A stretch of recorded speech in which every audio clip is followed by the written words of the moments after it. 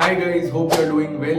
ये मेरे सारे उन स्टूडेंट्स के लिए है जो इंग्लिश में थोड़े वीक है, जो अपनी कम्युनिकेशन स्किल्स को पैसिवली इंक्रीज करना चाहते हैं। तो क्या उपाय है अपनी कम्युनिकेशन स्किल्स को इंक्रीज करने का, इंटरव्यू में बेस्ट परफॉर्मेंस देने का with in the time frame of 5 to 6 months आप कैसे अपना तगड़ा इंग्लिश कर सकते हैं। ये मेरा खुद का डिराइव्ड एक फॉर्मूला है जो मैंने कम से कम 1000 से ज्यादा बच्चों के ऊपर आजमाया, क्योंकि I get lot of students from UP, Bihar, Karnataka and Rajasthan, Maharashtra, her India के पार्ट से जहाँ पे इंग्लिश की थोड़े वो विलेजेस से आते हैं या थोड़े शहर से भी आते हैं, लेकिन इंग्लिश स्पीकिंग उतनी अच्छी नहीं है या इंटरव्यू में उनको प्रॉब्लम होती है। तो क्या आप घर पे भी ये चीज़ें कर सकते हैं जिससे आपकी इंग्लिश टॉप क्लास हो जाए और आप इंटरव्यू एक सिंगल राउंड में क्लियर कर जाए।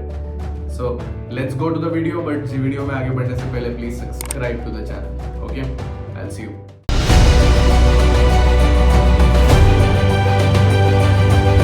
So number one thing which can really help you is active learning। अभी एक्टिव लर्निंग क्या चीज है, ठीक है। एक्टिव लर्निंग का मतलब क्या होता है, एक एग्जांपल देके समझाता हूँ। आप अपनी रीजनल लैंग्वेज कितने अच्छे से आज बोल पाते हो, समझ पाते हो। लेकिन जितने भी मेरे दोस्त जो कि पंजाब से आते हैं, कर्नाटका से आते हैं, क्या बचपन में 3 साल के होते हैं तब से हमें समझ आना चालू हो जाता है। ऐसा क्यों होता है? क्योंकि बचपन से हमारे आसपास सब वो इंग्लिश की भाषा है, वो कन्नड़ बोल रहा है, कोई पंजाबी बोल रहा है, तो आपको कैसे समझ आ जाता है।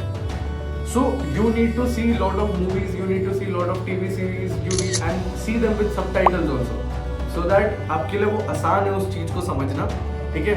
उन लोगों के साथ उठिए बैठिए जो इंग्लिश बोलते हैं। आप बोलोगे सर मैं तो हिंदी मीडियम से आता हूँ, मेरे को कहाँ से इंग्लिश बोलने वाले लोग मिलेंगे।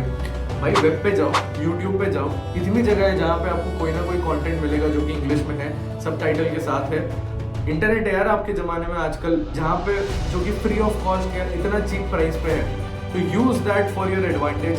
ऐसी चीज़ों को देखिए जहाँ पे इंग्लिश में सबटाइटल के साथ आपको उसका कॉन्टेक्स्ट भी मिल रहा है एंड जो कि समझ में भी आप समझ पा रहे हो। धीरे धीरे करके आपको समझ आना भी चालू होगा। 6 महीने अगर आपने एक्टिवली ये काम कर लिया दूसरी चीज़ों के साथ जो कि मैं आपको आगे बताने वाला हूँ, एकदम बढ़िया से फ्लो में आपकी इंग्लिश निकलना चालू होगी। और कम्युनिकेशन स्किल में सबसे ज़्यादा आपको यही चीज़ हेल्प करेगी। Listen carefully, understand those things that are being said.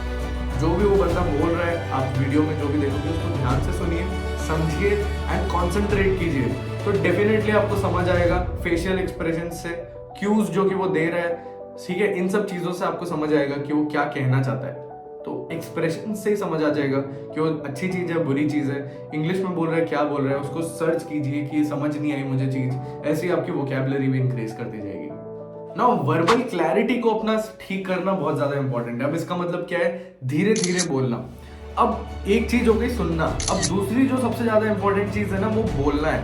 अब बोलना किससे है, या तो भाई आप कोई फ्रेंड्स ढूंढिए या उन ग्रुप्स में एंटर करिए जहाँ पे आप एक दूसरे का मॉक इंटरव्यू ले सकते हैं, या फिर बडिंग मरीनर्स ज्वाइन कीजिए। बडिंग मरीनर्स में हम ऐसा माहौल बना रखा है कि आप रोज एक मॉक इंटरव्यू दे सकते हैं। तो जब इंटरव्यूअर आपसे वो क्वेश्चंस पूछेगा एंड आपको बोलना ही पड़ेगा इंग्लिश में, तो आपके पास कोई चॉइस नहीं होने वाली।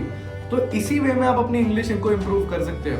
मॉक इंटरव्यूज दे देंगे आपको इतना ज़्यादा कॉन्फिडेंस आ जाएगा कि पहले दिन से लेके 300 डे पे या 100 डे पे आपको इतना प्रोग्रेस मिलेगा कि you won't even able to imagine. आपको समझ नहीं आएगा कि मैं कैसा था फर्स्ट डे पे और मैं 100 डे पे कैसा हूँ, क्योंकि क्वेश्चंस वही है, यही 100 क्वेश्चन बार बार पूछे जाते हैं लूप में। इन्हीं का आपने अगर अच्छे से जवाब सुन लिया, समझ लिया, फिर रिप्रोड्यूस कर लिया, तो आपको कोई दिक्कत नहीं हो सकती। तो समझना पहला स्टेप है, सुनना दूसरा स्टेप है कम्युनिकेट करना।